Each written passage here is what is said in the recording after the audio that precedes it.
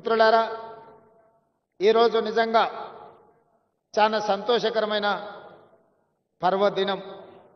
నేను హైడ్రా ఆలోచన చేసినప్పుడు చాలామంది చాలా రకాలుగా మాట్లాడారు.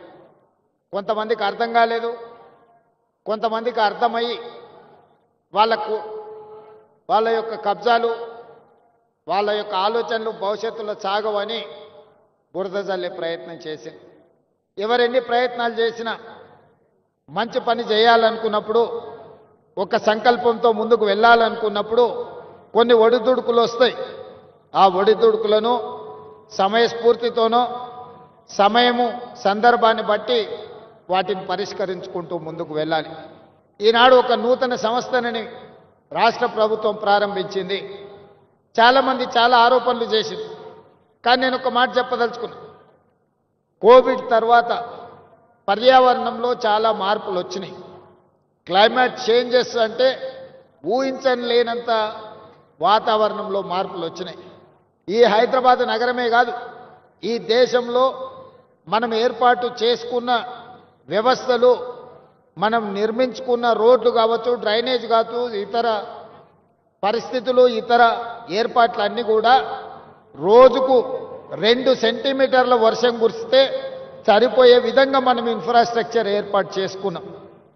గతంలో వర్షాలను బట్టి ఆనాడు నిర్మాణం చేయాల్సిన ప్రభుత్వ సంస్థలు ఒక రోజుకి 24 గంటల్లో 2 సెంటీమీటర్ల వర్షం పడితే ఎదుర్కోవడానికి అవసరమైన మనము ఇన్ఫ్రాస్ట్రక్చర్ ఏర్పాటు చేసుకున్నాం. కానీ ఈ మధ్యకాలంలో మీరు అందరు చూస్తున్నారు, 2 సెంటీమీటర్లు రోజు కాదు, గంటలో లేదా 2 గంటల్లో 40 సెంటీమీటర్ల వర్షం కురిసే పరిస్థితులు ఈరోజు వాతావరణంలో మార్పు వచ్చినాయి. కోవిడ్ తర్వాత విపరీతమైన మార్పులు వచ్చినాయి, పర్యావరణ మార్పులు వచ్చినాయి, వాతావరణ కాలుష్యంలో మార్పులు వచ్చినాయి. ఈరోజు ఎక్కడ చూసినా వర్షాలు ఉపద్రవం. ఇవాళ ఒక తెలంగాణలోనే కాదు, ఉత్తర భారతదేశం నుంచి మొదలు పెట్టుకుంటే పక్క రాష్ట్రాలలో కూడా ఈ సమస్య తీవ్రంగా ఉన్నది. వీటిని ముందుగానే ఊహించినాం, ముందుగానే ఆలోచన చేసినాం, శాస్త్రవేత్తలతో మాట్లాడినాం.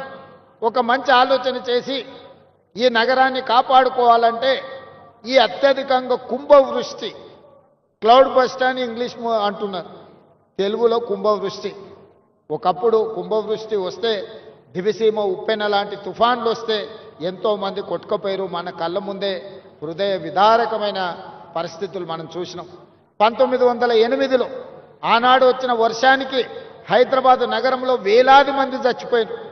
ఆనాటి నిజాం ప్రభు అది చూసి ఆయన అసలు అంటే ఆ బాధను భరించలేక అప్పటికప్పుడు ఆలోచన చేసి ప్రపంచ స్థాయిలో సాంకేతిక నిపుణులను రప్పించి మోక్షగుండం విశ్వేశ్వరయ్యకు ఒక బాధ్యత అప్పచెప్పాడు.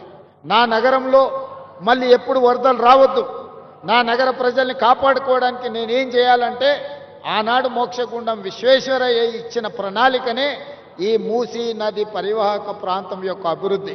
పైన కట్టిన హిమాయత్ సాగర్, ఉస్మాన్ సాగర్, మచ్కుంద, వికారాబాద్ అడవుల్లో నుంచి మొదలైన మూసీ నది, రంగారెడ్డి జిల్లాలో మొదలైన ఈసా నది, ఈ 2 కలిసి హైదరాబాదు నగరంలోకి వచ్చినప్పుడు మూసీ నదిగా మారుతున్నది. ఒకప్పుడు ఈ మూసీ నది నీటి ప్రవాహంతోనే కలకలలాడేది. కానీ కాలక్రమేణా ఈరోజు మురికి కూపంగా మారింది. మూసీ అంటేనే మురికికి ప్రత్యయ పదంగా మారిపోయింది. ఎక్కడైనా మీరు చరిత్రను చూడండి, ఏ ప్రాంతంలో నీరు ప్రవహిస్తుందో ఆ ప్రాంతంలో నాగరికత పరిడవిల్లుతుంది. ఏ ప్రాంతంలో నదులు ఉంటాయో ఆ ప్రాంతంలో అభివృద్ధి ఉంటుంది. ఆ నదులను ఇవాళ మనము చెరబట్టే ప్రయత్నం చేస్తున్నాం కొంతమంది కబ్జాదారులు. ఇవాళ అందుకే ఈ హైదరాబాదు నగరంలో ఉన్న నాలాల కబ్జాలను వదిలిస్తామని, చెరువులను విడిపిస్తామని, చెరువులను చెరబడితే తాట తీస్తామని చెప్పి తెలంగాణ రాష్ట్ర ప్రభుత్వం నిర్ణయం తీసుకున్నది. ఇవాళ చెరువులను విడిపించడం, నాలా కబ్జాలను తొలగించడం, మూసీ నదిని పునరుద్ధరించడమే తెలంగాణ రాష్ట్ర ప్రభుత్వం లక్ష్యంగా పనిచేస్తుంది.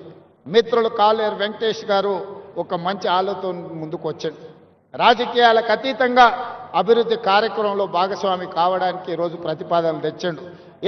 తప్పకుండా మిగతా శాసనసభ్యులు కూడా నేను విజ్ఞప్తి చేస్తున్న హైదరాబాద్ నగరంలో ఉన్న శాసనసభ్యులు మీ నియోజకవర్గాలలో మూసీ నది పరివాహక ప్రాంతం ఎంత ఉందో ఆ బఫర్ జోన్లో కానీ మూసీ నదిలో కానీ పేదలు అత్యంత నిరుపేదలు తండాలలో గూడాలలో మారుమూల పల్లెల్లో ఉన్న పేదలు ఈరోజు హైదరాబాద్కు వలస బతకడానికి వచ్చారు, జీవనాధారం కోసం వచ్చారు.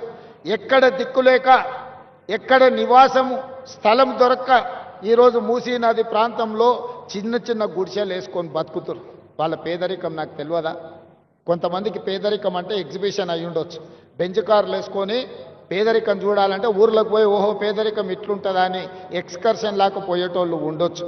గుంటూరులో చదువుకున్న వాళ్ళు, గుడివాడలో చదువుకున్న వాళ్ళు, లేకపోతే అమెరికాలో చదువుకున్న వాళ్ళకు. నాకు అట్లా కాదు. నేను పుట్టిన ప్రాంతం, నేను పెరిగిన ఊరు, పేదరికం నా కళ్ళ ముందు నేను చూసిన, దళితులు గిరిజనులు పడే కష్టాలు నేను చూసిన, మా ప్రాంతాల నుంచి వలస హైదరాబాద్కు బతకడానికి వచ్చేటోళ్ళని నేను చూసిన. ఈ అంబర్పేట ప్రాంతంలో పోతే మా ఊరోళ్ళే చాలా మంది ఉంటారు. మా జిల్లా వాళ్ళైతే మా జిల్లా వాళ్ళు అనుకుంటే ఎవరినైనా గెలిపించేటంత మంది ఉన్నారు ఈ అంబర్పేట, ఈ మూసీ పరివాహక ప్రాంతంలో. వాళ్ళ పట్ల నాకు ప్రేమ ఉంటుంది, వాళ్ళ పట్ల నాకు అభిమానం ఉంటుంది, వాళ్ళకి సహాయం చేయాలన్న ఆలోచన ఉంటుంది. వాళ్ళని ఇబ్బంది పెట్టి నేను బాపుకునేది ఏమున్నది ఒకసారి ఆలోచన చేయండి.